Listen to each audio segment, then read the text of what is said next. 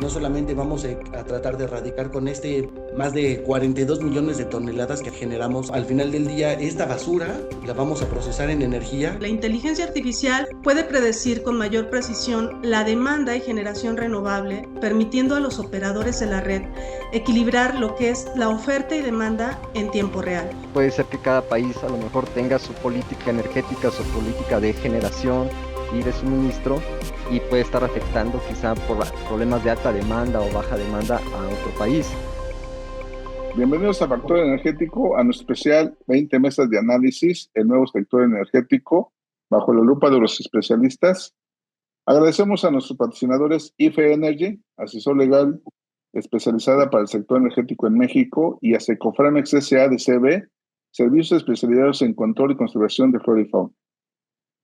Hoy tenemos la mesa 16, las nuevas tecnologías del sector eléctrico. La mesa va a estar comandada y moderada por Cristian Rosales. Cristian es experto en electromovilidad, energía y medio ambiente, maestro en Derecho Energético por la Universidad de Aberdeen y licenciado por la Facultad de Derecho de la UNAM. Estimado Cristian, pues adelante, te dejo los micrófonos. Muchas gracias, Pedro. Pues es un gusto compartir este escenario con todos los expertos. Creo que este ejercicio nos hace muy bien a todos y más en estos días de tanto rediseño y readaptación del nuevo sistema, bueno, con el nuevo marco legal que tenemos tanto para el sector de energía en materia de electricidad y de hidrocarburos, ¿no? Entonces, agradezco mucho la participación de todos. Tenemos aquí, ahorita voy a proceder a presentarlos a cada uno, pero bueno, de Alejandra Paola Moscoso, de Adalberto Isaac Olivares y Diego Burgos. Pues sin más, puedo comenzar, si les parece muy bien. Comenzamos con las damas primero, entonces comenzamos con Alejandra. Tenemos una serie de preguntas muy interesantes que nos han hecho llegar las personas del foro a cada uno de ustedes.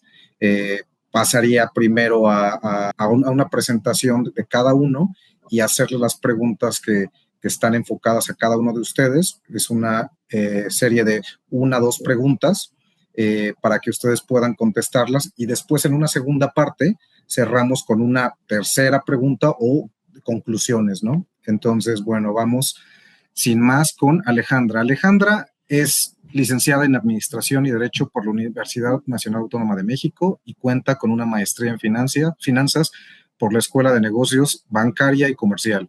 Ha ocupado diversos cargos directivos en el sector público y en el sector privado. Se desempeña como asesora jurídica empresarial y financiera en los sectores energético, bancario y bursátil. Además, también está involucrada en las áreas de compliance corporativo, tecnología y automatización de procesos, así como el manejo de protección y seguridad de la información y de datos personales. En el ámbito académico ha sido campeón en diversos concursos de debate universitario, representando a la facultad de nuestra querida UNAM. Ale, la primera pregunta sería relativa a la creciente digitalización del sector energético y tiene que ver mucho cómo se están transformando las tecnologías de la información y comunicación y de la inteligencia artificial, la gestión y operación de las redes eléctricas y qué beneficios concretos aportan.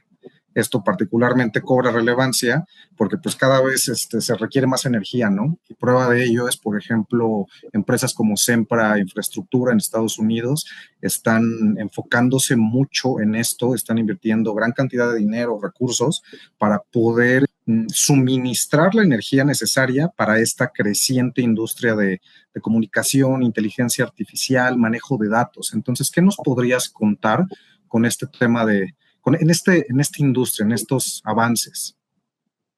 Sí, buenas noches a todos, buenas noches a nuestro querido auditorio que nos acompaña.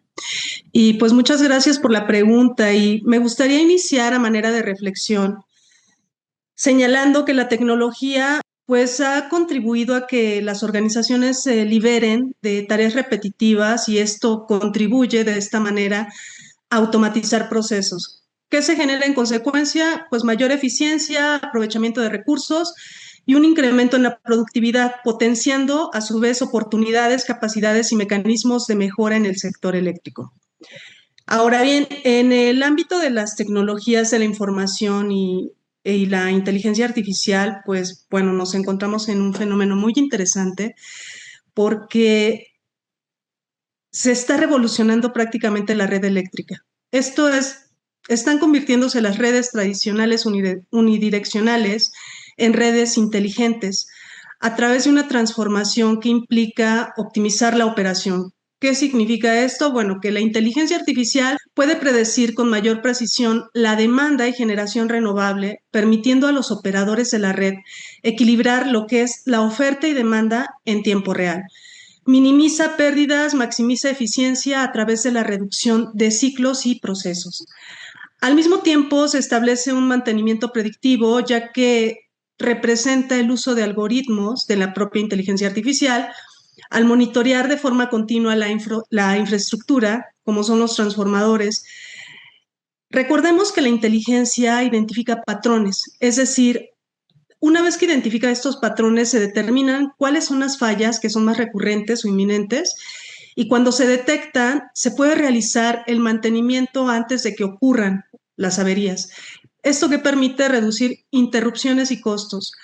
Al mismo tiempo, se gestiona demandas, ya que las redes inteligentes pues, son habilitadas por tecnologías de la información, lo cual permite a los consumidores y a la red interactuar. En ese sentido, la implementación de la inteligencia artificial optimiza el uso de la inteligencia artificial y de la energía en hogares y empresas, ya que permite desplazar en horas de menor precio o mayor disponibilidad de energías renovables y al mismo tiempo permite integrar vehículos eléctricos y electrodomésticos inteligentes, ¿no? La verdad es que la inteligencia artificial la tenemos en todos lados, ¿no? Yo creo que si volteamos a ver alrededor en nuestro propio hogar o en la oficina, encontramos un sinfín de artículos que antes no éramos tan conscientes como en este momento, ¿no? Bueno, esto también va a generar en consecuencia una mayor resiliencia y seguridad, ya que la digitalización facilita la detección rápida de anomalías y permite la reconfiguración automática de la red para aislar fallas y restaurar el servicio de manera más eficiente.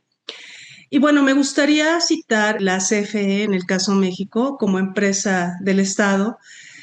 La verdad es que tenemos aquí un parteaguas y un reto muy interesante, porque en este sentido creo que la inteligencia artificial puede apoyar bastante a esta empresa, específicamente porque pues es la que contiene la mayor proporción de servicios a su cargo. Y pues le permite apoyarse en el uso de tecnología para monitorear las condiciones en que se encuentran sus instalaciones y equipo. Esto va a contribuir a evitar apagones como los que se han presentado en años anteriores y que han generado pérdidas millonarias. O sea, en el aspecto económico, la verdad es que ha afectado muchísimo a las empresas. Por ejemplo, en 2024 hubo una información que publicó Energía Real, derivado del apagón que hubo en mayo de 2024 en la onda de calor, y que la verdad es que a mí me impresionó porque en un lapso de 10 horas más o menos en el que se suspendió el servicio, se generaron pérdidas por más de 1.200 millones de dólares. Entonces, en ese sentido, la verdad es que la inteligencia artificial, si se usa adecuadamente, nos permite optimizar, ¿no? Porque la verdad es que también podemos tener la inteligencia artificial a nuestro alcance o las propias tecnologías, pero no las explotamos como se debe, ¿no? Es cuanto. Gracias. En este mismo sentido, tocas un punto bien importante. Pensando rápido y en una industria muy específica como es la electromovilidad, mencionas estas instalaciones, en el concepto genérico como instalaciones inteligentes, en este caso serían los cargadores inteligentes. Me llama mucho la atención el papel que juegan, ¿no? El papel que juegan, ya se quedaron atrás las máquinas, en este caso, por ejemplo, en electromovilidad, los cargadores, que ya cada vez se utilizan menos, se requieren más bien cargadores inteligentes que puedan regular a los coches y justamente puedan ser más eficientes con la energía en los momentos de las horas pico para que ayudar, número uno, al bolsillo del usuario, ¿no? Del consumidor. Pero número dos, también para no sobrecargar el sistema de una manera de siempre generar esa, por ejemplo, potencia reactiva que existe dentro de las máquinas y que ahora con una inteligencia artificial en consonancia con un cargador inteligente, pues puedan reaccionar, que eso a lo mejor a nivel personal, individual, pues es muy poquito, ¿no? Pero cuando lo multiplicas por millones de personas y que el futuro es ese, ya todos los celulares, autos y en unos 10, 15 años en México serán millones y millones de artículos que generan esto, eso nos deja, abre a la siguiente pregunta. Al ser inteligentes, pues existe un riesgo de ciberseguridad, ¿no? Entonces, la siguiente pregunta sería, con el avance de la digitalización y la conectividad, ¿qué papel juega la ciberseguridad en la protección de la infraestructura crítica del sector eléctrico moderno? ¿Y cuáles son los desafíos más apremiantes para los operadores de red? Pues mira, la verdad es que planteas un punto muy, muy interesante y creo que esto, si no nos ponemos listos, nos puede rebasar, ¿no? Porque te decía yo, tenemos la tecnología, pero el asunto es cómo la estamos implementando. Y bien, bueno, pues con la introducción de medidores inteligentes, sensores, sistemas de control remoto y la creciente dependencia de la inteligencia artificial en la operación del sector eléctrico, justamente la infraestructura se encuentra altamente digitalizada e interconectada. La verdad es que todo el tiempo, por ejemplo, en cuestión de servicios telefónicos, ya vemos que los servicios, el teléfono local, pues fue suplantado por el smartphone, ¿no? Por un teléfono celular. Y entonces necesitamos estar comunicados, las necesidades de la propia sociedad per se requieren como una respuesta más inmediata, ¿no? En consecuencia, bueno, la red representa un objetivo atractivo y vulnerable para ciberataques y a través de la ciberseguridad justamente se busca garantizar que haya confiabilidad, seguridad y resiliencia del suministro eléctrico.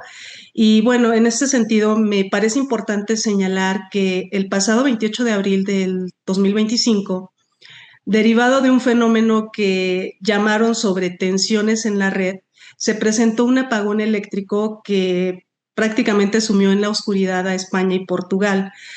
Inicialmente se manejaron pues muchísimas teorías, ¿no? La verdad es que nadie sabía qué pasaba y ante la sorpresa pues prácticamente se ocultó muchísima información. Al inicio, una de las teorías que se manejaba era justamente un ataque cibernético. No sé, los gobiernos tardaron en dar una respuesta inmediata y eso generó muchísima especulación, desencadenó obviamente reacciones tardías por parte de los gobiernos involucrados y pues en este sentido, ¿qué nos lleva de enseñanza ahora a nosotros, ¿no? Como especialistas? Pues que los retos tienen que atenderse antes de que sucedan. La verdad es que sí, cuando ya suceden, pues tienes que corregir, pero lo ideal es que actuemos de manera preventiva. Es decir, se requieren contar con superficies expandidas. Esto en virtud de que contamos día a día con nuevos dispositivos que requieren un servicio eléctrico. Y se requiere, te decía yo, tener sensores, transmisiones, medidores, carga de vehículos. Por ejemplo, el tren suburbano, en las estaciones tienen la limpieza por ahí escondida de zapatos, pero también tienen cargadores inteligentes en las propias estaciones del tren suburbano, lo cual me parece interesante, pero no existe como todavía una explotación total, ¿no? O sea, aquí lo interesante sería que pues se complementara esa información, pero a su vez también los usuarios sintieran esa confianza de que el propio Estado o las empresas proveen los servicios que se están requiriendo. Y bueno, es importante tomar en cuenta que esto también genera un punto de entrada para los ciberatacantes, ¿no? Cada vez que nos conectamos también en redes públicas, pues estamos generando ahí lo que llaman en cibernética parches de seguridad, porque hay vulneraciones, hay parches que no están atendidos y que generan una entrada y que es posible robo de información. Y pues cuando hay un ataque, como el caso que te comentaba de España-Portugal, pues se generan interrupciones a gran escala, ¿no? Esto que hace en consecuencia afecta a millones de usuarios e infraestructuras críticas y consecuentemente conlleva a los servicios conexos, por ejemplo, el suministro de agua, comunicaciones, transporte, que justo fue el caso, ¿no? Por ello hay que resaltar que existe una escasez global de expertos con conocimientos específicos en sistemas de control y energía, y pues esto es un área de oportunidad justamente. Pues muchas infraestructuras energéticas antiguas no fueron precisamente diseñadas para que, digamos, estuvieran limitadas a ciberatacantes, lo cual a su vez pues provee de vulnerabilidades a los propios sistemas al integrarse con las nuevas tecnologías. O sea, por un lado, existen, te decía yo, cargadores en las estaciones como el tren suburbano, pero por otro lado, no sabes si cuando tú conectas, cada vez que conectas un dispositivo puede existir un robo de información, ¿no? Entonces, en ese sentido va junto con pegado y es muy importante que se prevea cuando se proporcionen estos servicios, que se esté dando un servicio integral a los clientes o a los usuarios, de manera que se garantice de su seguridad de la información, ¿no? En ese sentido, es importante atender el cumplimiento regulatorio y colaboración para que se navegue de manera segura, se utilicen los servicios energéticos de manera segura, y la verdad es que pues van muy alineados, ¿no? Van a la par.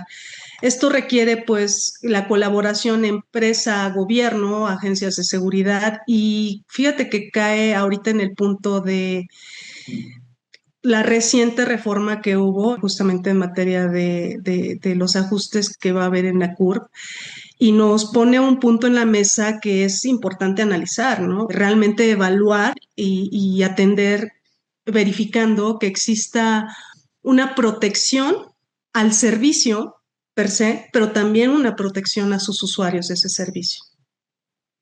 Es cuanto, gracias. Muchas gracias, Ale. Pues mencionas algo interesantísimo y también esta vulnerabilidad no solamente individualizada, ¿no? Lo que dices es sistémica, ¿no? Entonces, esto me lleva a una pregunta, yo creo que va concatenada para el siguiente ponente, que en este caso sería Adalberto Olivas. Y primero te presento, y aprovechando que esta es una mesa sobre las nuevas tecnologías y el impacto que tiene de acuerdo al nuevo marco legal mexicano, creo que viene muy bien para este tema sistémico y la vulnerabilidad que a lo mejor representa, es grande para un país altamente centralizado en generación, por ejemplo, en México, pero que hay, por ejemplo, de la regionalización, por ejemplo, en términos de energía eléctrica, ¿no? Entonces, creo que esto viene con las siguientes preguntas para Adal. Primero te presento a Adal. Adal es licenciado en Derecho por la UNAM, cuenta con un diplomado en inglés legal en la Universidad de Anáhuac y una maestría en integración latinoamericana en la Universidad Nacional de La Plata, en Argentina, con una línea de investigación sobre la interconexión eléctrica mesoamericana. Actualmente cursa el diplomado de Derecho Energético en el Instituto de Investigaciones Jurídicas de la UNAM. Y actualmente funge como jefe de Departamento de Procedimientos Contractuales de la Dirección General de Representación Legal y de lo Contencioso en la Unidad de Asuntos Jurídicos de la Secretaría de Energía, con experiencia previa en el sector corporativo, también cabe mencionar. Adal, hablando de esto, estas preguntas me hacen pensar que en este tema de regionalización, ¿no? Entonces, la primera pregunta para ti, que tiene que ver mucho con lo que estamos comentando, ¿qué tienes que decirnos sobre las alternativas a la línea asíncrona tipo HVDC que pueden adoptarse para el fortalecimiento de la interconexión, por ejemplo, con Guatemala, y la finalización de la interconexión con el CIEPAC, perdón? Claro, muchas gracias, Cristian. Bueno, antes que nada, agradecido por estar aquí en el foro con ustedes. De antemano, pues me siento muy grato. Y bueno, al respecto, lo interesante en este tema es que la regionalización pues varía también de los países que son inmersos en ese proyecto, ¿no? Entonces, en este caso, desde lo que fue el Plan Puebla-Panamá, que luego evolucionó al proyecto Mesoamérica y todavía en la administración pasada el proyecto de desarrollo integral, siempre se ha contemplado como eje de trabajo la interconexión de los países de Centroamérica con México.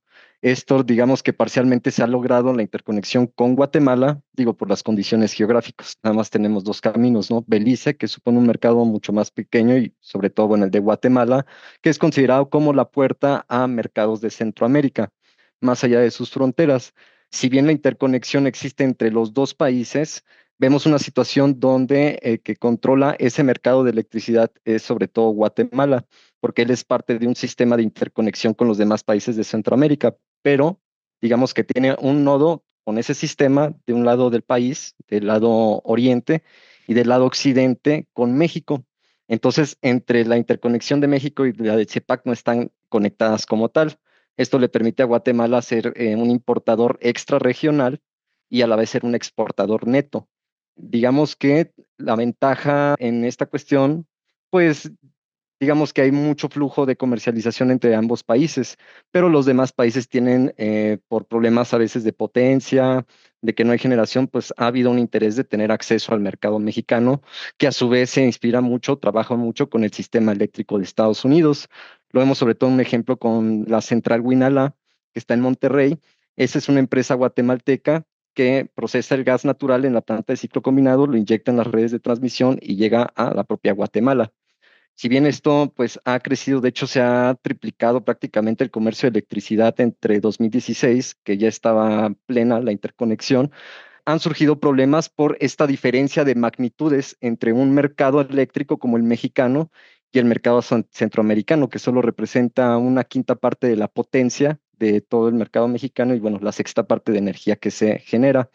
Esto quiere decir que a lo mejor cuando hay sistemas, hay casos de oscilaciones de potencia entre ambos países, a lo mejor en Centroamérica, bueno, entre ambos países y de hecho Guatemala con Centroamérica. A lo mejor esto no nos afecta a nosotros, pero sí lo que pase aquí, por ejemplo, lo que me comentaba nuestra compañera Alejandra, si por ejemplo no hay un uso eficiente de inteligencia artificial y de la operación de la red inteligente, eso sí le genera un problema de desbalance a los países del CIEPAC. Entonces, la institución operadora regional de ese sistema, el ente operador regional, lo que hace es desconectar esa línea de transmisión de Tapachula a Guatemala. Todo este problema de oscilaciones se pudiera arreglar con la línea asíncrona como el mecanismo más ideal, porque ellos pasan la corriente directa de un sistema a otro. Nuestras líneas de tensión son de 420 kilovoltios y en el CEPAC son solo de 240. Entonces no es tan fácil transmitir la energía. Estas líneas de transmisión permitirán que se cambie la corriente alterna de nuestro sistema a corriente directa, pasa por la frontera con Guatemala, llega al otro nodo que ya está conectado con el CIEPAC y a través de convertidores de corriente alterna se puede aumentar el flujo de potencia, un menor precio en la transmisión, digamos que un tanto menor impacto ambiental que no se requieren quizá tantas líneas de transmisión convencionales. La cuestión aquí es que pues es también el costo es mayor, es alto y se requiere infraestructura para estar poniendo convertidores de corriente alterna a corriente directa.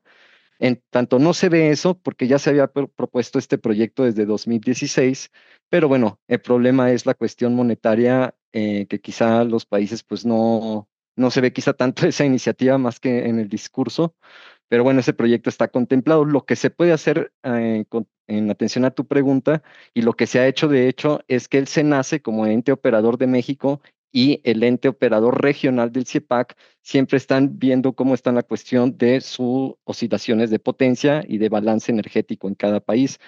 Mantienen comunicación constante. De hecho, cuando hubo apagones, yo tenía más claro el del 2019, no dudo que en el de 2024, un apagón aquí implicó pues cero potencia disponible y había una cuestión de bajas frecuencias en las redes. Eso afectó al CIEPAC y lo que hacen es la desconexión total, pero también lo que pueden hacer es una desconexión parcial, por ejemplo, del 2011 al 2016, en lo que estaban la conexión de prueba con Guatemala, este ente regional, a través de instrucciones que también daba al operador de Guatemala, digamos que cerraba esa línea por 10 horas al día.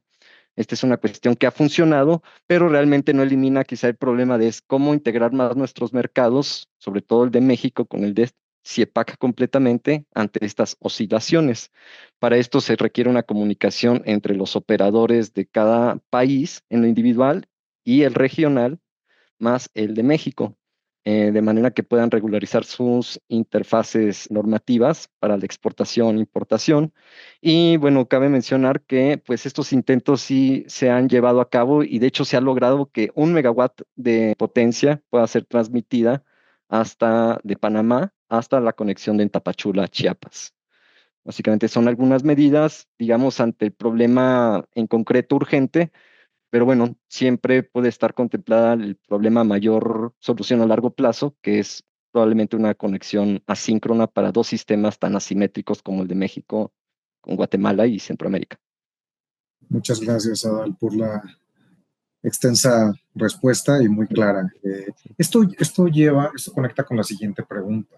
¿Qué mecanismos regulatorios se requieren para una mayor coordinación operativa y comercial, a tu parecer, entre el sistema de México y el del CIEPAC? Claro, mira, al respecto cabe señalar, o sea, en un principio que no hay una autoridad regional que se encargue de fijar responsabilidades por afectaciones operativas al mercado del CIEPAC, ¿no? Entonces, al no haber una autoridad responsable en el CIEPAC, pues puede ser que cada país a lo mejor tenga su política energética, su política de generación y de suministro, y puede estar afectando quizá por problemas de alta demanda o baja demanda a otro país. Entonces, yo creo que sería primero que nada un ente que pueda regular estas cuestiones de afectaciones a la seguridad operativa del mercado, sobre todo también alguien que pueda regular las tarifas quizá de entre cada país, digo, si va a haber si está fungiendo una interconexión como tal regional, por ahora pues cada país tiene esas regulaciones tarifarias y eso llega a tomar en conflictos de reglamentación entre cada uno de países a la hora del despacho. También es importante, y esto sería lo más, que es la cuestión de identificar y armonizar los problemas regulatorios que están en nuestras fases interregulatorias, entendiendo como los mecanismos de ajustes normativos para que cada agente del mercado pueda participar en la interconexión regional. En este caso, nuestras interfaces regulatorias son las reglas del mercado, que está el manual de importación y exportaciones, el manual de derechos de transmisión, y manual para la integración de los participantes del mercado, entre otros. Es cuestión de estar comparando ya la reglamentación terciaria técnica entre los diferentes entes de operación. En este caso, por ejemplo, la línea asíncrona quizá evitaría a lo mejor limitaciones que, por ejemplo, hoy vemos que en Centroamérica un país que quiere exportar energía desde México, pues a lo mejor tiene que, lo más fácil sería constituir su central eléctrica en México y adquirir los derechos de transmisión en los contratos de potencia firme. Esto es por la cuestión de la alternancia en las oscilaciones de potencia. La línea síncrona podría agilizar este tipo de transacciones. Y bueno, también, por ejemplo, México, nosotros si quisiéramos entrar directamente al CEPAC, lo que tenemos que hacer es constituirnos en algún nodo de esos países, constituir una central eléctrica para que funcione. Digo, está ese potencial. CFE, al menos, digamos que ha dejado de un lado quizá esa misión por tener también cuestiones internas, pero en cuanto a mecanismos regulatorios, lo más importante sería eso y renegociar los contratos bilaterales de potencia, de si, por ejemplo, aumentar la capacidad en la transmisión. Sería Oye, pues parte. clarísimo, Adal. Pues sí, en términos de generación de energía y para este tema de regionalización, creo que falta mucho por trabajar y particularmente, por ejemplo, en los proyectos no solamente al sur, sino también con Estados Unidos, el tema de la importación y exportación de energía. Creo que actualmente la política, la geopolítica por ahora, me gustaría llamarlo así, es un poquito, está dejando esto un poquito en pausa Sí. por otras prioridades, tanto Sí. económicas como políticas, pero pues muy interesante y creo que sí es un tema que dará mucho de qué hablar. Yo siempre he pensado que ese es el futuro, el tema de la regionalización. Creo que es aprovechar lo mejor de los dos mundos, teniendo reglas de mercado claras y marco normativo, tanto técnico como legal, para que puedan funcionar y al que le sobra gas natural, al que le sobra potencial de generación de solar, puedan intercambiarlo de una manera eficiente y económicamente conveniente, ¿no? Para ambos. Pero bueno, esto yo creo que es al futuro, a mediano plazo, espero que esto se vaya avanzando, ¿no? Pero bueno, ahorita regreso contigo con otra pregunta muy específica sobre este tema de regionalización, pero cambiando un poquito, bueno, yendo sobre la misma línea, pero cambiando de tema un poquito más genérico, me gustaría conocer la opinión de Diego. Diego Burgos, primero lo presento, es licenciado en Derecho con diplomado en materia familiar en la Facultad de Estudios Superiores de Aragón, de la UNAM. Cursó una maestría en Derechos Humanos y Derecho Constitucional y un máster en Compliance en el Centro de Estudios Jurídicos Carbonell. También cuenta con una especialidad en Derecho Energético por la UNAM y ha trabajado en la primera Secretaría de Acuerdos de la Presidencia y del Pleno del Tribunal Superior de Justicia de la Ciudad de México, primer tribunal colegiado del 27 Circuito, y actualmente labora en el Departamento Jurídico de la Auditoría Interna de la Comisión Federal de Electricidad. Diego, hablando justamente, retomando los comentarios de Adal, ya hablamos un poquito de estas nuevas tecnologías y nos hemos enfocado en la inteligencia artificial, en el manejo de datos, en los riesgos prácticos como la ciberseguridad, y también y pasando a la regionalización para poder garantizar una generación adecuada o suficiente, más bien confiable para todas estas necesidades que, bueno, se vienen en este ya no futuro, en el presente, con inteligencia artificial, por ejemplo. ¿Cuál sería tu opinión sobre las tecnologías que podrían ayudarnos a alcanzar esa suficiencia de generación de electricidad? ¿Cuáles serían unas propuestas que tú piensas que podrían funcionar? Bueno, mira, ¿qué tal? ¿Cómo están? Muy buenas noches a todos y como siempre es un gusto participar en este tipo de mesas. A mí me parece muy importante comentar lo siguiente. A ver, desde un punto de vista técnico, las nuevas formas de generar energía eléctrica, estas, para empezar, pues realmente no son nuevas, ¿no? Estas ya existen en alguna otra parte del mundo. Sin embargo, yo siempre he dicho que cualquier idea, incluso puede ser la más remota, en un futuro puede ser un ideal. Entonces, cualquier idea puede siempre abundar en este tipo de temas. ¿Qué pasa, por ejemplo, como con con la generación de electricidad? La generación de electricidad siempre va a tener una duplicidad en contraste. Por una parte, hay nuevas formas de generar electricidad, pero estas a su vez siempre van a tener un lado que siempre va a ser criticable y viceversa. Las más limpias no son intermitentes y luego las más contaminantes, bueno, pues son más económicas. Y entonces así siempre se va a jugar con muchos factores, como tú bien lo comentas, Cristian, que al final terminan por ser factores socioeconómicos o sociopolíticos, que siempre van a influir un poco en la toma de decisiones. ¿Qué pasa? En la búsqueda de generar electricidad, esta más bien parte de un suelo en donde me parece que aún y cuando nosotros tal vez ya tengamos conocimiento, la audiencia incluso pudiera preguntarse por qué o de dónde nace esta hipótesis, pero la idea es que tenemos un suelo internacional en donde tenemos que dar un cumplimiento a tratados internacionales, ¿no? Y entonces, por ejemplo, está el Acuerdo de París, que se constituyó desde la COP21, ¿no? En el 2015, y se fijaron ciertos tratados o ciertos puntos a los cuales teníamos que llegar, pero no hemos alcanzado.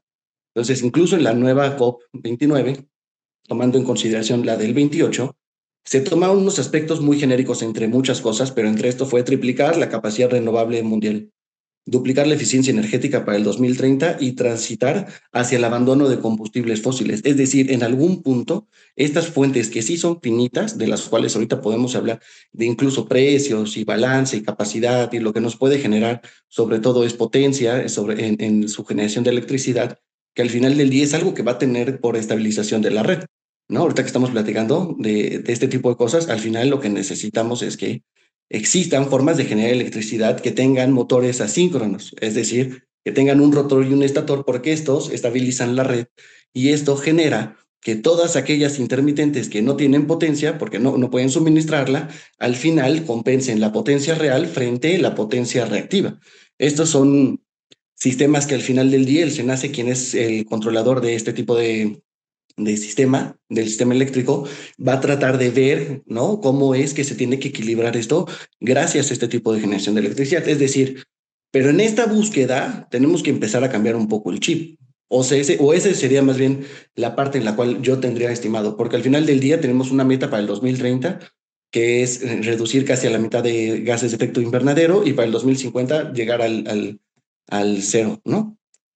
La Agencia Internacional IRENA, esta propuso que para el 2030 vamos a alcanzar a nivel mundial el suministro de energía va a ser el 65% de fuentes renovables, pero para el 2050 vamos a llegar al 90%. Es decir, tampoco nos estima que lleguemos al cero, porque al parecer los hidrocarburos tampoco no es como una forma de quitarlos nada más y desaparecerlos, porque al final tienen un factor dentro de muchas cadenas de valor muy importantes, ¿no? Y entonces nosotros consumimos plásticos, celulares, diversas cosas que se generan gracias a este tipo de hidrocarburos.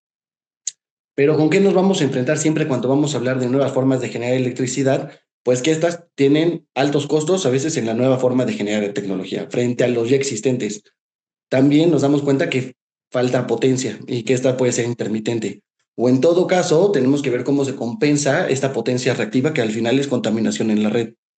O también estos contextos sociopolíticos y socioeconómicos sobre los combustibles fósiles. A veces también queremos dar alguna idea y esta tiende a que la nueva forma de generar electricidad tiene poca capacidad de generación frente a las ya convencionales, ¿no?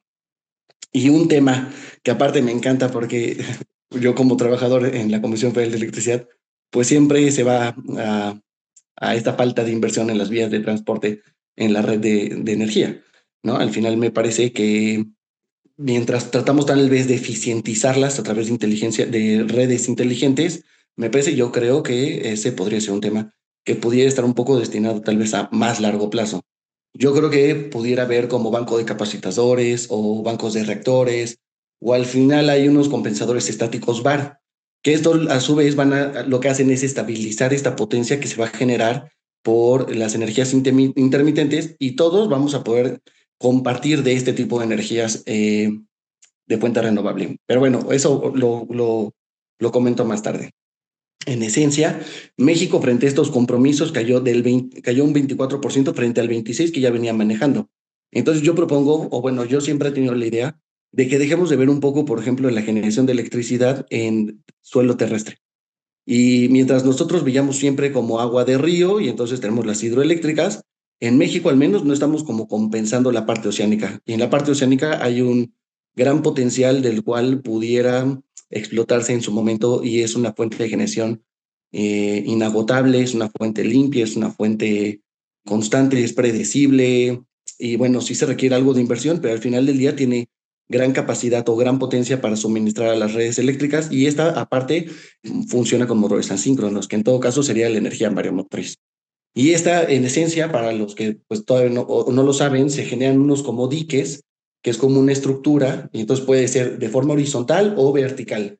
Y entonces, ¿qué es lo que va a partir? Que el agua del océano se va a abrir una compuerta, pasa el agua, mueve unas turbinas, y este movimiento de turbinas es prácticamente todos los movimientos que se generan en la generación de electricidad. Es decir, esto a su vez va a mover un rotor y un estator, y esto después se convierte en energía que se suministra a la red, pero esta puede entrar de manera inmediata, casi como la hidroeléctrica, que al final son fuentes de energía renovable y son energías o son generadoras de emergencia.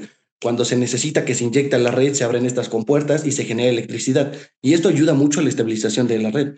Esto pudiera evitar, o sea, tener tipos de energía que al final nos puedan generar una compensación en la red, va a evitar que se hagan este tipo de apagones, ¿no? De los apagones no dependen directamente, por ejemplo, a veces como de si una generadora dio o no dio la electricidad, sino a veces que la tensión, por ejemplo, se está sobrecargando y entonces el SENACE, por seguridad de la red, pide que se apague. ¿Me van a entender? Entonces, al final del día, claro, necesitamos más capacidad de energía, sí, pero también esta capacidad también tenemos que verla con fuentes renovables porque al final del día tenemos una meta que llegar. Y no solamente es una meta en esta utopía de la generación de electricidad, sino es una meta que tenemos que alcanzar porque tenemos un compromiso y tenemos que tener una nueva visión, ¿sabes?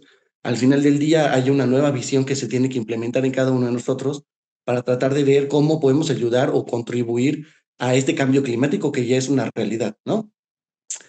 Otra de las formas que me parece súper interesante y es una que se llama Waste to Energy, que al final es crear, mediante la combustión de residuos sólidos, crear energía. ¿Qué quiere decir esto? Se procesa grandes cantidades de basura, van a pasar por un sistema de separación de residuos que pueden ser reciclables para seguir incentivando el reciclaje al final del día. Y luego los excedentes, los que queden, no importa cuáles fueran, en su mayoría van a pasar a una combustión de alto potencial. Y esta combustión al final volvemos a lo mismo, se hace vapor y este vapor va a mover estas turbinas que van a generar electricidad. ¿Y qué pasa?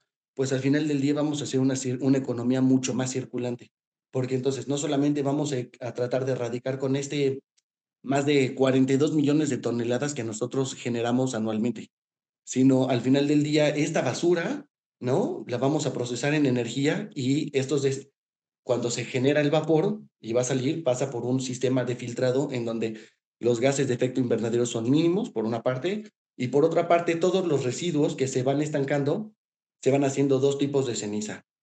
Una ceniza es parcialmente más contaminante frente a la otra, y la más contaminante, en esencia, se va a almacenar en unos como bloques de cemento, que es lo mismo que le pasa al uranio en la energía nuclear, y se mantienen reservados para evitar su contaminación atmosférica y terrestre. Y luego, por otra parte, vamos a tener que los más sólidos, los que están más sedimentados, estos al final se separan los metales férreos y no férreos, creo que ese es su ferrosos y no ferrosos, discúlpame, y al final del día estos se pueden reciclar, es decir, estos pueden servir para materiales de construcción o como para carreteras, y entonces no solamente es eso, sino al final estamos evitando con esto, por ejemplo, vertederos que ya están sobrepasándose en su capacidad, vertederos ilícitos que se están generando, que no están regulados, problemas de lixiviado, creo que es el término correcto, eh, y problemas, por ejemplo, como con el tema del consumo que parece inagotable, es decir, con muchas políticas que se estén implementando, de todas maneras se sigue generando plástico y se sigue generando basura y esto parece ser inagotable. No con esto quiero decir que se fomente un poco más el consumo de la basura, sino por el contrario, se está tratando, por ejemplo, como de erradicar un problema. Estas me parece que podrían ser dos formas de generar electricidad que a su vez tienen motores, ¿no? Asíncronos que al final van a estabilizar la red. Son formas novedosas, son formas que nosotros no tenemos y en el mundo, por ejemplo, existen más de 2.800 plantas de waste to energy que al final procesan alrededor de 576 millones de toneladas de basura al año. O sea, es decir, también es uno de los problemas que nos abundan, ¿no? No solamente a veces, por ejemplo, es tratar de ver nuestros problemas desde un aspecto un poco más técnico, sino también contextualizarlos frente a otros problemas que se avecinan. Entonces, me parece que esas dos formas podrían ser muy viables. Y la última y no menos importante podría ser, que eso me gustaría, porque creo yo que en esencia le va a ayudar un poco va a modificar un poco la mentalidad de todos los peatones. Que estas son unas baldosas que se están poniendo muy de moda ahora en las noticias que se hicieron en Japón, que son unas baldosas como si fueran unas losetas de un polímero que se llama nilamid, que es muy altamente resistente y solamente bajan menos de 1 centímetro. Y entonces en cada pisada mueven un rotor y generan aproximadamente como 35 kilovoltios de energía sostenible. Y entonces se van mandando a bancos de baterías, que los bancos de baterías en México tampoco no tenemos. Y estos están implementados mundialmente y apenas se viene un proyecto para que nosotros empecemos a tener estos bancos de energía. Pero estos van a ser un gran aliado, van a ver en la transición energética, porque al final del día también estabilizan la red y al final del día también van a ayudar con todos estos excedentes que a veces las energías intermitentes ya no pueden despachar, pero sí pueden generar. Entonces, bueno, van a ayudar un chorro. Pero, ¿qué pasa con estas baldosas? Al final ayudan a electrificar, por ejemplo, aeropuertos, ayudan en escuelas en Santander, por ejemplo, Colombia. Han ayudado, por ejemplo, a centros de recreación incluso en Brasil, en una favela. Y en Japón, pues les digo, es en el aeropuerto, me parece que es en eventos también.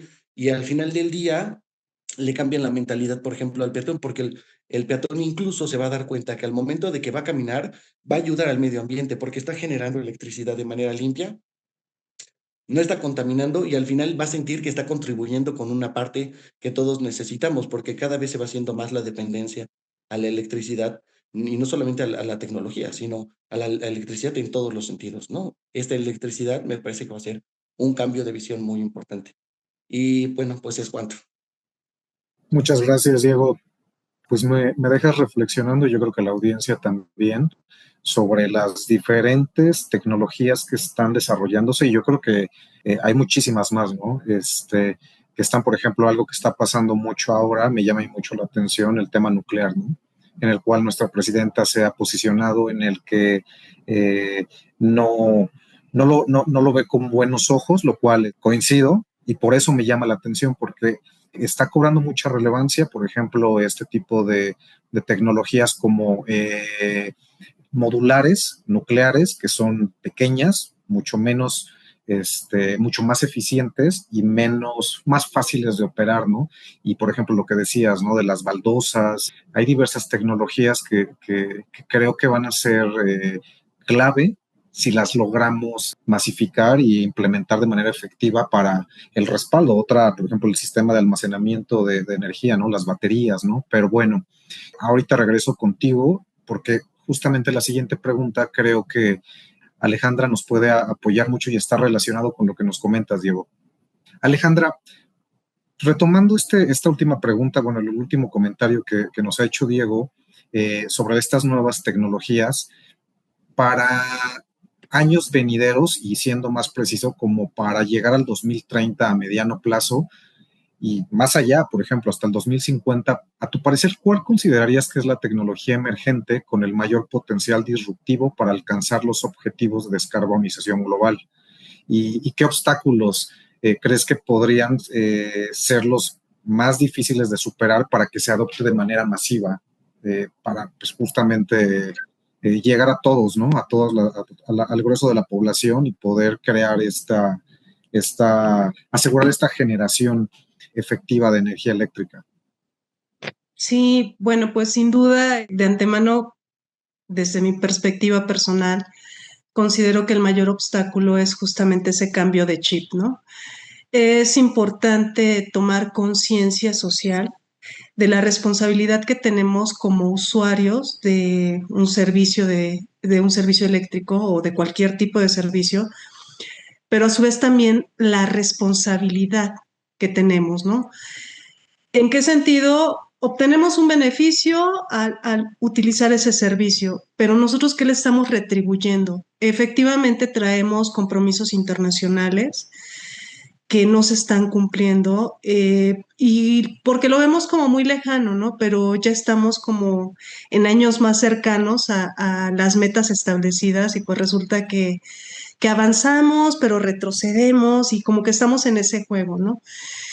En este sentido, la tecnología emergente que considero con el mayor potencial disruptivo para descarbonizar a nivel global es la combinación sinérgica entre la inteligencia artificial y el almacenamiento de energía de larga duración. Es lo que llaman LDES, Long Duration Energy Storage.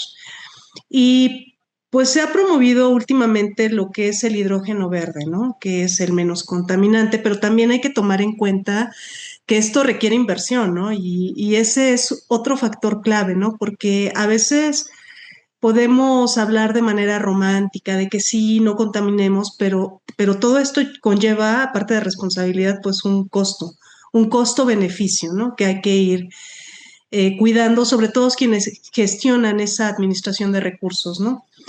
Y bueno, también están otras soluciones, que es el almacenamiento térmico y el aire comprimido.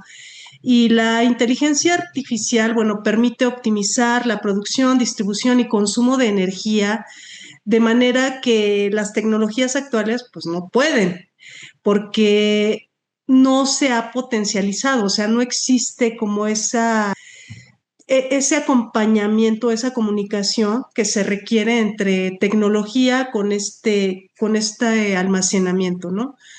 De energía. Y pues bueno, este almacenamiento permite que las energías se vuelvan renovables, que se vuelva más despachable, que se vuelva asequible, accesible y que a su vez se descarbonice de alguna manera el sector eléctrico, ¿no? La verdad es que sinceramente no se puede descarbonizar desde mi punto de vista en su totalidad, pero sí se puede llegar a un acercamiento, ¿no? Porque para llegar a esa descarbonización total, pues tenemos que utilizar justamente las energías no limpias, ¿no? Entonces, actualmente, pues bueno, es como difícil de electrificar totalmente, pero sí podemos, sí tenemos, es urgente que trabajemos en ello. Una, porque tenemos efectivamente el tema de los compromisos internacionales y otra, pues porque manejemos un derecho fundamental que está establecido en la propia Constitución, ¿no? El artículo 4 constitucional nos habla del derecho a un medio ambiente sano, pero cada vez vemos más casos cercanos e incluso uno mismo que se enferma por temas ambientales, ¿no? Entonces, el Estado no está garantizando ese derecho fundamental que está contenido en nuestra Carta Magna, ¿no? Y bueno, aquí es importante tomar en cuenta que la inteligencia artificial gestiona esa complejidad con millones de puntos de generación y consumo, y pues este almacenamiento de energía puede proporcionar una estabilidad de alguna manera, ¿no?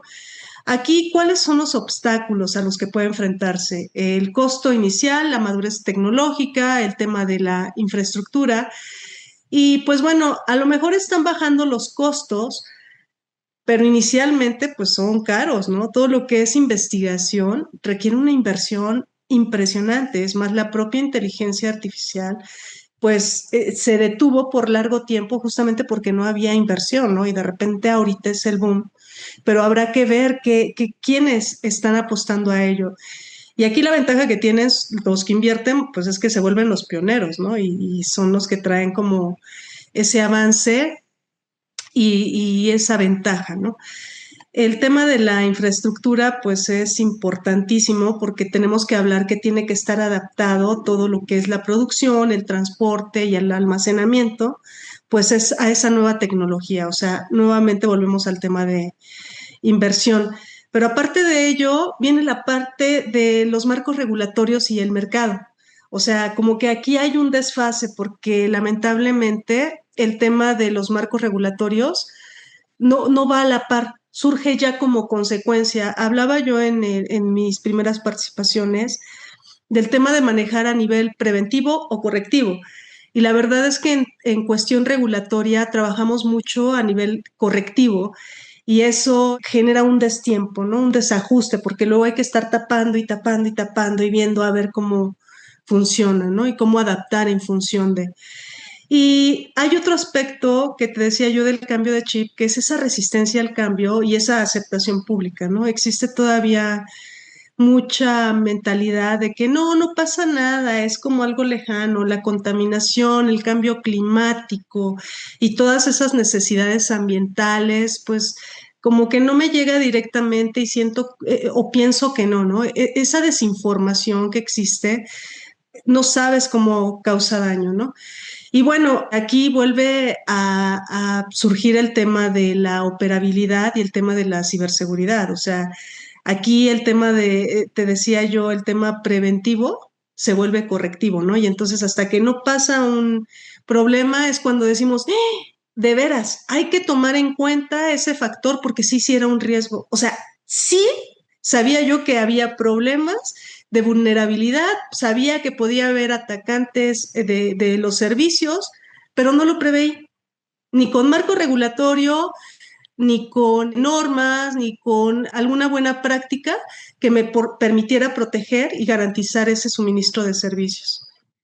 Y bueno, me gustaría también compartir que pues las nuevas tecnologías prácticamente están transformando todo el sector eléctrico y nos obligan a llegar a un futuro que tiene que ser forzosamente prometedor porque pues ya estamos con los dedos en la puerta y los compromisos pues tenemos que cumplirlos sí o sí porque son compromisos internacionales pactados por nuestro país. Y pues en ese sentido hay que gestionar la red inteligente utilizando la inteligencia, utilizando todas las herramientas y recursos que estén a nuestro alcance. Y pues tomando en cuenta que la electricidad o el servicio que se proporcione en un futuro no muy lejano va a ser muy diferente a lo que actualmente opera, ¿no? Todavía vemos, a mí me llama muchísimo la atención que la CFE no ha modernizado los medidores de energía y hay mucha gente que incluso está fuera de la legalidad en cuanto a la proporción de servicio, ¿no? Y algo que me llama la atención es que, digamos que lo que tiene CFE es que su visión que presentan, y me lo han compartido muchos colaboradores de ahí, es que mi obligación como empresa es proporcionar el servicio hasta el medidor, pero lo que pasa después del medidor no lo sé, o sea, como que no asumo la responsabilidad, dices, no, o sea, más bien tenemos que cambiar el chip desde ahí y decir, a ver, yo garantizo el servicio, genero servicios asequibles, accesibles y de calidad, justamente para obtener un mayor ingreso que me permita mantener mi infraestructura y cubrir los costos necesarios para ello. Es cuanto. Gracias. Gracias, Alejandra. Pues tocas varios puntos clave reales que creo que todos se ha mencionado ya varias veces en esta plática. eh, que la realidad es que toma tiempo y adaptar las nuevas tecnologías es una curva de aprendizaje, es un tiempo de maduración que se requiere para poder implementar y tener una retribución económica. Ese es un segundo punto que también me llama mucho la atención, que todos hablamos de temas aspiracionales y queremos hacer descarbonizar de aquí al 2030, 2050 y seguir cumplir las obligaciones que México se ha forzado y se ha comprometido a cumplir. Pero la realidad es que también hay que voltear a ver el aspecto económico, ¿no? Porque también no, pues se requiere la inversión, y no solamente lo voy a decir como inversión privada, sino también si no hay un incentivo económico, va a ser mucho más difícil implementarlo y mucho más difícil aún masificarlo, ¿no? Y hay que esperar aún así que ya masificado, tiene que esperar un tiempo de maduración y nos van a salir varios contratiempos, experiencias, lecciones aprendidas que, no obstante, como bien comentaba Diego en su intervención pasada, no estamos descubriendo en muchos casos el hilo negro, son tecnologías que están siendo ya implementadas en otro país, pero eso sí, estamos ahora adaptándolas y tropicalizándolas al modelo mexicano y a la vida real y a nuestra economía real, ¿no? Entonces, me llama mucho la atención, ¿no? Que también es el aspecto económico y también técnico, ¿no? Es suficiente el sistema eléctrico nacional para poder implementar todas estas ideas de punta. Ya bien sabemos que en sesiones pasadas nuestra presidenta Claudia Sheinbaum ha presentado su plan de fortalecimiento del sector eléctrico mexicano, porque el sistema eléctrico nacional se está dando cuenta, el gobierno más bien ya se ha dado cuenta, en conjunto con el SENACE y demás entidades relacionadas, que queramos, para llegar a la meta, todavía nos falta mucho trabajo en fortalecer y en expandir pues todo nuestro sistema, ¿no? Entonces es muy interesante todo esto que nos cuentas y pues pasaría a la siguiente pregunta con Adal, que tiene que ver justamente de las redes, ¿no? ¿Qué tendencias, Adal, en este caso, observas tú en el mercado de los sistemas de transmisión de corriente continua de alto voltaje? Nos estabas contando de estos temas de regionalización y que tiene que ser consistente tanto de un lado de un lado de la frontera como del otro, pero ¿qué tendencias tú observas que serían las que deberíamos de mirar para poder cumplir y llegar a las metas de suficiencia y de confiabilidad energética en pro de descarbonizar y cumplir las metas y acuerdos internacionales? ¿Qué opinas? Claro, Cristian. Mira, ahora sí que, bueno, en mi mundo ideal, lo que tendría que pasar, al menos en la materia de redes de transmisión regionales, quizá que van de un sistema a otro, en este caso las líneas asíncronas HVDC, que es High Voltage Direct Current, corriente directa de alto voltaje. En este caso, lo que se ha visto mucho en la práctica es la instalación de líneas, este tipo de líneas, pero de forma submarina. Entonces, esto tiene algunos, digamos, ventajas, aunque bueno, nada está exento del impacto ambiental. Por ejemplo, ¿no? Poner una línea subterránea y ver todas las cuestiones que se tengan que hacer para su instalación es una cuestión delicada que tiene que verse, pero al menos en muchos países se han visto este tipo de proyectos. Por ejemplo, se está contemplando estas líneas subterráneas, bueno, debajo del mar incluso, o sea, debajo del mar, y si es necesario incluso también subterráneas de parte de ese litoral. Es la cuestión, por ejemplo, de los proyectos en Noruega para llegar a una transmisión hacia Inglaterra, bueno, hacia la isla del Reino Unido, o por ejemplo de Grecia con Egipto. También se están contemplando otras en el Mar del Norte, bueno, de parte del lado de Alemania. Ahí es interesante porque además de las líneas de transmisión submarina, podemos contemplar proyectos que proponen la instalación de convertidores, este tipo de transformadores de corriente directa alterna, pero a través de plataformas submarinas. No requieren quizá demasiadas plataformas para su instalación, pero esto se está promoviendo mucho en esos lados, también en China, por ejemplo, hay varios proyectos. Y pues en este caso de Alemania, me parece que están generando a través de las corrientes marinas. Entonces, ellos generan esa electricidad, por lo que comentaba mi compañero Diego, este tipo de tecnologías, y luego la suben a estas líneas de transmisión. Y la idea sería en esta línea de transmisión submarina que se pudiera aprovechar y todo dentro de la zona del mar. Se pondrían este tipo de plataformas y bueno, no solamente del lado de carácter subterráneas o submarinas, sino también en cuestiones de un sistema que tiene un territorio aislado muy marginado de otro, tal es el caso de Brasil. Ellos contemplan un convertidor de 2.200 megawatts, siendo este tipo de convertidor el más potente en el mundo. Entonces, me parece que de la mano con lo que han dicho mis compañeros, por ejemplo, en este caso, la cooperación entre entes operadores, haciendo cada quien uso de sus sistemas de redes inteligentes, de inteligencia artificial y de nuevos tipos de sistema de generación, complementarlo con este tipo de líneas de transmisión, sin duda alguna ayudará a la eficientización energética, no solo de un sistema, sino de ambos. Sería básicamente, y bueno, sobre todo comentar que en el caso de la línea que se propone de México con Centroamérica es una línea de 600 megawatts, pero además de que, pues, hacer ese trazo del nodo donde está México, Guatemala y Guatemala al CIEPAC, pues se requiere checar los permisos de uso bueno, se requiere checar el uso de suelo y las consultas a las comunidades, en este caso en Guatemala. Entonces tampoco es tan fácil por el impacto socioambiental y además pues este tipo de líneas pues sí tienen un costo mucho más alto que las líneas alternas. En este caso las líneas síncronas de 300 millones de dólares y pues la cuestión es también en una operación en conjunta pues cómo se va a desembolsar ese bolsillo. Es a la hora en la práctica donde vemos que no es tan fácil esta instalación tratándose sobre todo de estos sistemas cuando son muy diferentes y también la capacidad financiera que tiene un sistema y el otro. Muy interesante, Adal, muy interesante.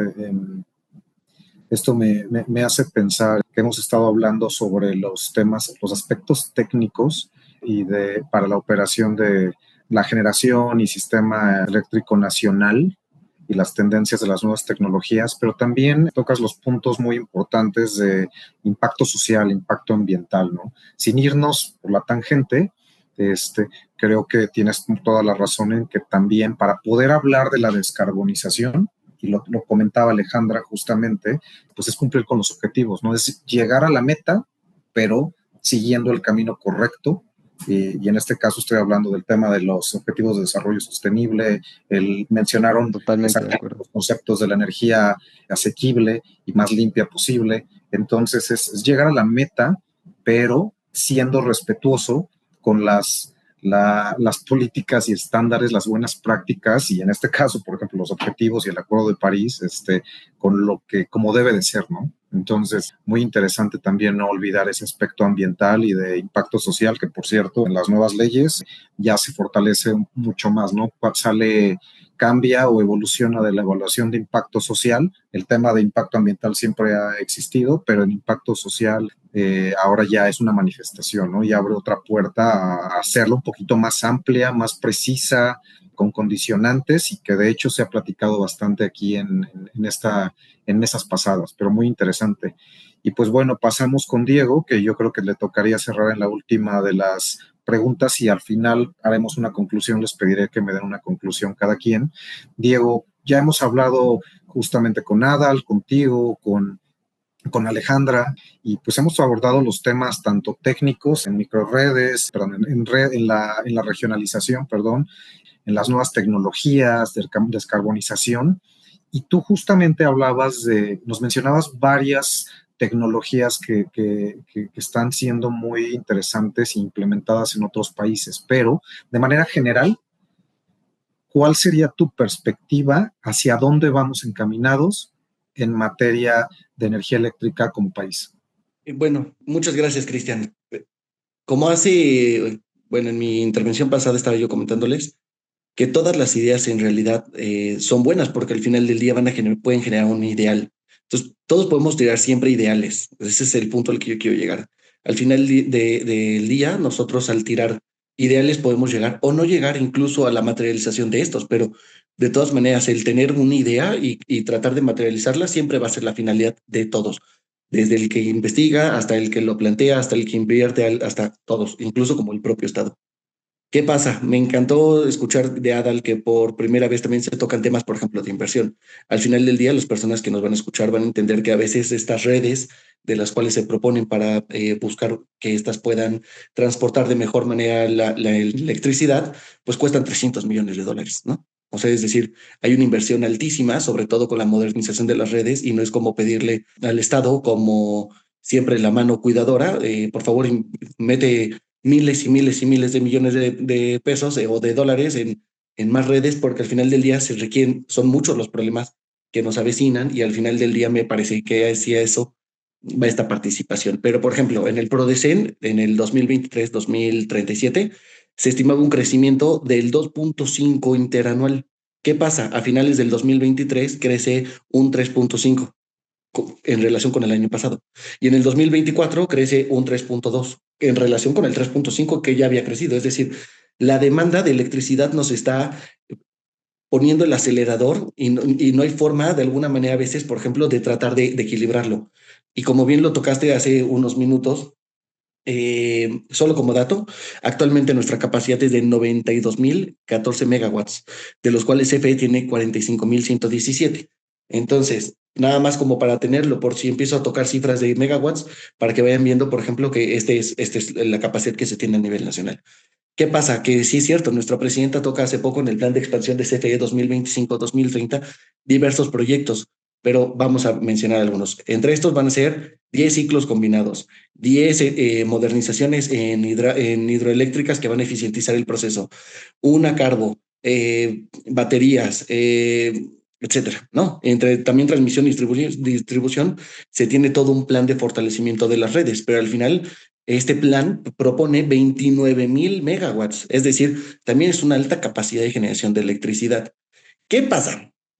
O cómo lo veo yo, y no solamente, claro, digo, como trabajador de la comisión, pero al final del día, la comisión tiene un giro 360 grados en su estructura y en su visión y en sus objetivos. Deja de ser una empresa productiva del Estado y se hace una empresa pública, que ahora como objetivo tiene procurar la justicia energética para el pueblo y de alguna manera buscar el desarrollo sostenible en todas las actividades de la cadena de valor, incluyendo ahora el almacenamiento. Es decir, el almacenamiento se viene como una nueva cadena de valor. Al final del día, volteamos a ver que la justicia energética viene regulada en otra norma que dice que son todas aquellas acciones o estrategias encaminadas a reducir la pobreza energética.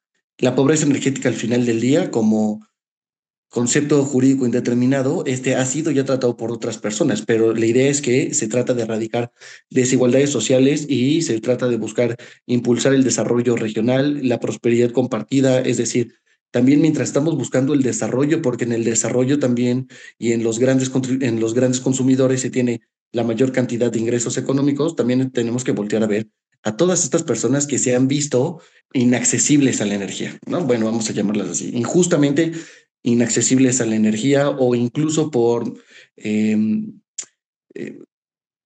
conceptos ideológicos, religiosos, etcétera, pueden existir otros factores que también influyan. Pero, por ejemplo, Boyerman dice, que es un autor, que dice que la pobreza energética es un factor multidisciplinario, ¿no? Y entonces al final del día son aspectos económicos que se van a ver afectados por la exclusión y la desigualdad.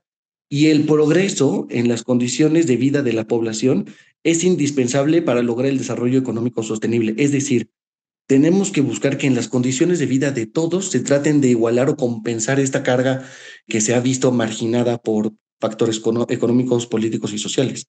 Entonces, al final del día, yo creo que los aliados en este sentido, porque por una parte vamos a voltear a ver al Estado y la realidad es esa, el Estado está creando más ciclos combinados y va a eficientizar la tecnología que ya existe, es decir, va a buscar dar la potencia y buscando estas como condiciones de calidad, de voltaje, de factores de potencia, etcétera, tiene que buscar esta estabilización de la red, pero al final los consumidores siguen exigiendo esta energía, ¿no? Pero por otra parte, ¿quiénes van a ser los aliados? Yo creo que van a ser los particulares. Los particulares vamos a ser o van a ser quienes contribuyan exactamente en la forma de generar energía renovable. a través de fuentes de energía renovable. Entonces, mientras los particulares, porque por ejemplo, incluso acabo de ver que el SENACE otorgó un permiso para generar energía eléctrica solar a Dalia Solar, ¿no? Con 476 gigawatts a nivel, ay, perdón, de forma anual. Entonces, ¿qué va a pasar con, por ejemplo, como con esto? Mientras los particulares también ya están invirtiendo en fuentes de generación de energía renovable, también por otra parte, yo creo que uno de los aspectos que va a crecer mucho, porque al final del día la demanda ha sido bastante alta, es mediante la generación distribuida. Y les platico rápido. La generación distribuida actualmente alcanzó 4.472 megawatts o 47 por ahí por promedio, de los cuales 4.260 y algo, que es el 99.41% de la generación de electricidad. Esto es por paneles, por fuentes fotovoltaicas. Entonces, ¿qué pasa con estas fuentes? Volvemos a lo mismo. Estas no van a generar potencia, pero para eso necesitamos estabilizar la red. Y esto se va a hacer gracias a banco de capacitores que son los que se ponen a veces en las redes de distribución, los puede uno como googlear y los va a identificar muy fácilmente, porque la otra es verlo a través de una subestación, de la cual la gente casi no tiene acceso a una subestación. Y entonces, al no tener acceso, difícilmente la va a poder ubicar, pero sí puede verlo en los postes de distribución. Si esa inversión se hiciera, o sea, como para forma de compensar la red, porque al final tenemos el ideal de que nosotros tenemos que llegar a ciertas metas, tenemos el ideal de que la energía limpia también es un alcanzable, pero al final se contrapone con aspectos técnicos, ¿no? Y son aspectos técnicos que siempre en nuestros ideales, cuando lo habla uno con un ingeniero, pues parece que no se puede por esto. O sea, al final del día es un tema de compensación de potencias, ¿no? Y en este sentido, yo creo que cuando tratamos de buscar una igualdad o una equidad energética, esta parte de la justicia y erradicar la pobreza, yo creo que la generación distribuida va a ser un gran aliado. Entonces, si me lo permiten, al final la generación distribuida ofrece un medio ambiente limpio, minimiza derechos de transmisión, minimiza derechos de vía, es una alternativa asequible frente a otros costos de forma de generación de electricidad, se puede implementar de manera inmediata, y en realidad busca empoderar energéticamente al pueblo, ¿no? Para que pueda responder a los cambios tecnológicos, sociales, ambientales. Entonces me parece que ahora la postura también va desde un aspecto un poco más integrador. No he visto yo, en esencia, cuál es la postura hacia cuál va encaminado, pero me parece que este va a ser el sentido, ¿no? Y este es el sentido porque al final del día se necesita crecer de forma lo más paralela posible, ¿no? Entonces, me parece que este es uno de los aspectos que a veces se contrapone con la utopía de la energía porque al final se traduce en dinero, ¿no? Pero mientras lo traducimos en dinero, ¿por qué no voltear y ver a las personas que no han tenido esta accesibilidad? Porque incluso hay redes de transmisión y de distribución que no alcanzan eh, zonas, ¿no? Que por lo mismo, por la ubicación geográfica, se han visto marginadas. Entonces, me parece que la tendencia va por ahí. Me parece que esa es la tendencia un poco más real, ¿no? Podría ser que también alguien podría proponer algo diferente, pero me parece que esa es la forma en la que se va a tratar de equilibrar un poco el margen de generación de fuentes de energía renovable y que finalmente o internacionalmente vamos a poder dar la cara frente a este compromiso que nosotros tenemos. Pero por ahí sería la teoría. Muchas gracias. Gracias, Diego. Pues me gusta mucho esta forma en que lo describes de integrador y mencionaste uno de los ejes principales de la actual administración, que es la prosperidad compartida, y mencionaste también la justicia energética. Entonces, tocas puntos muy, muy sensibles de la forma positiva. Es importante abordarlos y bueno, ya habrá también, creo que hay mucho también que hablar para temas industriales, ¿no? Con el nearshoring y demás, pero al final es muy interesante la perspectiva que mencionas. Pero bueno, ya manera para cerrar esta muy interesante mesa, hemos platicado muchísimo sobre los aspectos técnicos, las redes, la regionalización, el tema de las nuevas tecnologías e impactos y su impacto, como por ejemplo la inteligencia artificial y el manejo de datos. Y nos hemos incluso mencionado realidades que a veces se confrontan un poco con las aspiraciones que son las económicas y las geopolíticas ambientales y los compromisos internacionales. Y pues ya a manera de conclusión, me gustaría a cada uno de ustedes pedirles a manera de conclusión una última línea que resuma o que sepamos su posición en este tema tan importante que son el papel de las nuevas tecnologías en la realidad nacional mexicana en la industria de energía, ¿no? Alejandra, si quisieras tú comenzar, te lo agradecería. Sí, bueno, a manera de conclusión hemos explorado de manera conjunta esta mesa la importancia de la aplicación de la tecnología y pues bueno, me gustaría citar que esta nos permite innovar, conectar, optimizar procesos. Por ello, el futuro del sector eléctrico requiere que se mantenga una resiliencia, una eficiencia y sostenibilidad, que combinada con el ingenio tecnológico, pues bueno, nos va a permitir generar resultados óptimos. Y pues la clave está en integrar soluciones de manera estratégica, asegurando una transición justa. Y bueno, este término de transición justa ya se maneja en el lenguaje de derechos humanos, porque lo que se debe de buscar es beneficiar a todos y acercar a los ciudadanos, en este caso de México, a un mundo verde y electrificado. Es cuanto. Muchísimas gracias. Pues fue un placer intercambiar con ustedes, interactuar en esta mesa. Gracias, Alejandra. Adal, tus comentarios. Claro, Cristian, gracias. Nada más, primero aclarar brevemente que cuando me invitaron a participar en el foro, yo estaba aún como consultor privado y en ese inter, pues tuve la oportunidad de entrar aquí a la unidad jurídica de la CENER. Oh, sorpresa. Entonces, bueno, nada más aclarar que mi presentación, mis opiniones son a título personal, sin poner, sin responsabilizar la opinión institucional, ¿no? De la Secretaría. Dicho esto, me gustaría recalcar, sí, lo que comentan, que ahora, sobre todo con esta legislación, se toman temas más de índole social, la justicia energética, la prosperidad compartida. Yo, en lo personal, antes de que pudiera tener conocimiento de estos conceptos, sobre todo en la reforma, basaba mucho que esta cuestión de la interconexión regional tenía que seguir 4 aspectos estructurales para un desarrollo sostenible, que estos 4 aspectos básicamente los trataba el Programa de las Naciones Unidas para el Desarrollo en su informe de 1994.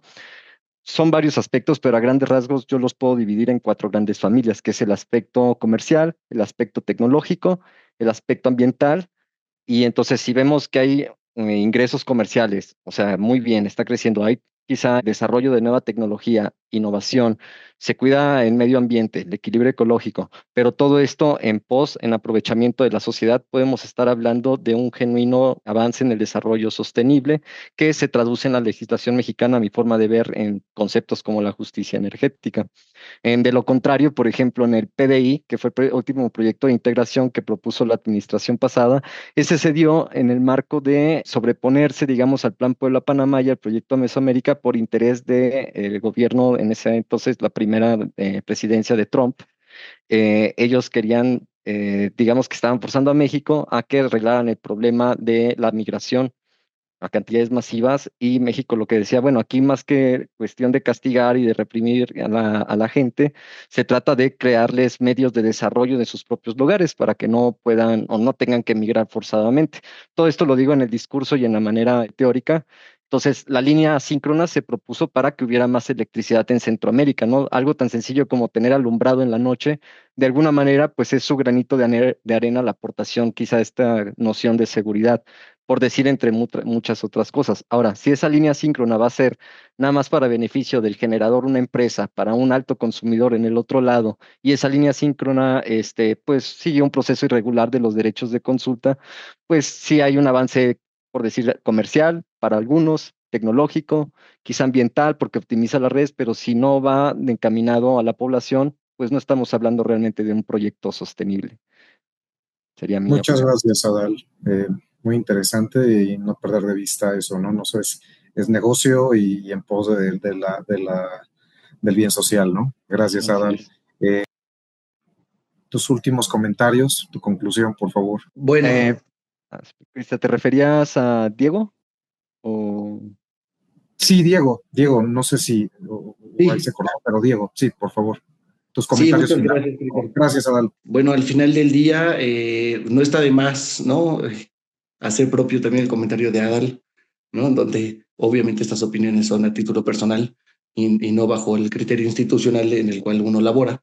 Eh, yo creo, finalmente, que para la transición energética, que es este cambio de un sistema energético a otro en un tiempo y un lugar determinado, al final vamos a tener que ver a la justicia energética o a la energía como un derecho.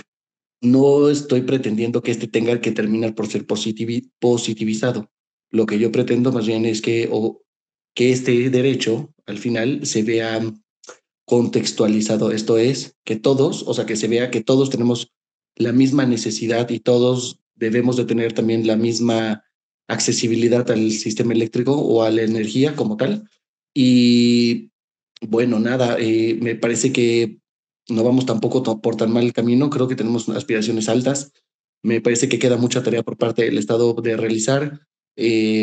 Todas las instituciones también me parece que están haciendo dentro de lo posible ciertas labores y me parece que como tal, reitero la misma idea que con la que partí.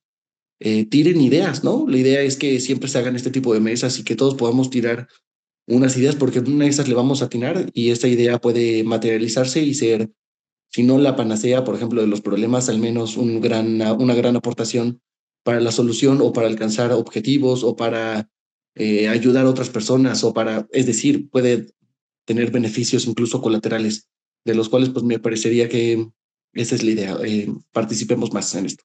Entonces, eso sería todo. Pues muchas gracias, Diego. Pues agradezco mucho la participación a todos los ponentes, su tiempo y nos dejan mucho que pensar y a corto, mediano y largo plazo. Pero bueno, pues les recuerdo, esta fue la mesa en la que abordamos las nuevas tecnologías para el sistema eléctrico nacional, la industria eléctrica en México. Y pues bueno, regreso contigo, Pedro. Excelente. Pues bien, pues creo que fue una excelente mesa, un, un ejercicio muy interesante entre el ideal y la realidad. La mesa, ahora sí que en la mesa están desde los compromisos internacionales, la revolución del sector eléctrico con las nuevas tecnologías, la demanda de energía que está creando la electrificación de la vida cotidiana en todos los aspectos, bien como dicen, desde un celular, un auto eléctrico, aparatos, hoy ya puedes apagar aparatos eléctricos desde tu celular, desde tu trabajo, puedes monitorear cómo está tu casa con una cámara.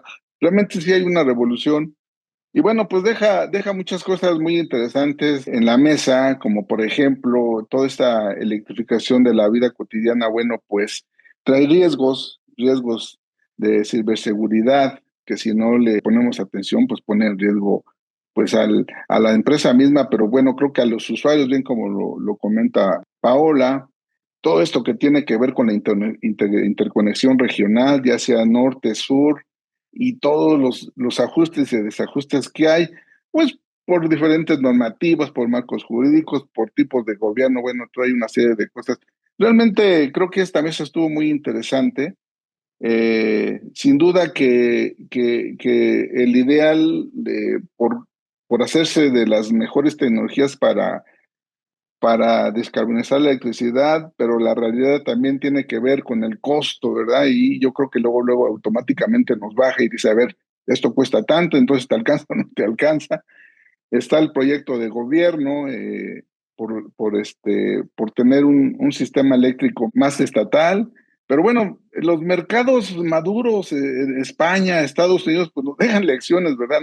No hay mercados perfectos, o sea, la realidad de las cosas es que también las prácticas internacionales nos plantean retos y tampoco es tan fácil descarbonizar tanto una economía, tanto el sector eléctrico. Creo que hay temas, creo que quedan muchas cosas todavía por revisar.